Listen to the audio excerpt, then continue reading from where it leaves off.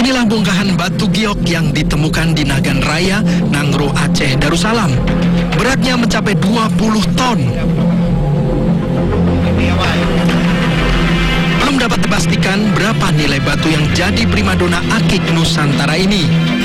Namun, seorang pemburu batu menaksir harga batu ini dapat mencapai 1 miliar rupiah.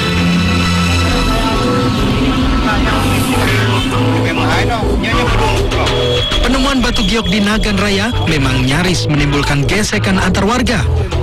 Guna mencegah konflik, aparat dan TNI pun turun tangan menjaga batu ini.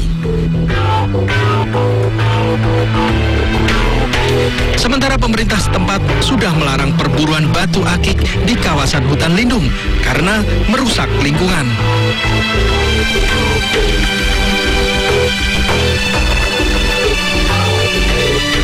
Demam batu akik memang telah membuat harganya terus melambung belakangan ini.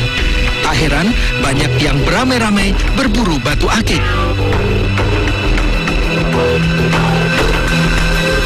Seperti di Kebumen, Jawa Tengah, ada yang menemukan bongkahan mirip batu virus di sebuah sungai. Meski belum dipastikan jenisnya, si penemu sudah menjual sebagian batunya dengan harga 128 juta rupiah kepada seorang kolektor dari Jakarta.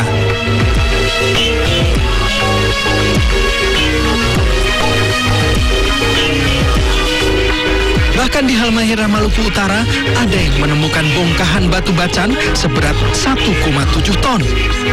Belum dipastikan berapa harga batu yang juga jadi primadona akik Nusantara ini. Yang jelas, batu bacan dengan bobot beberapa gram saja, harga jualnya dapat mencapai jutaan rupiah. Namun, perburuan batu akik secara besar-besaran telah menimbulkan beragam dampak negatif, mulai dari potensi konflik horizontal hingga kerusakan lingkungan. Karena itu, sejumlah daerah telah mengeluarkan sejumlah aturan perburuan batu akik.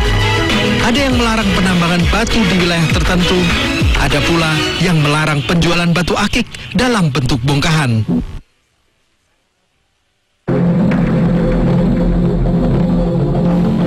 Demikian laporan tim liputan Topik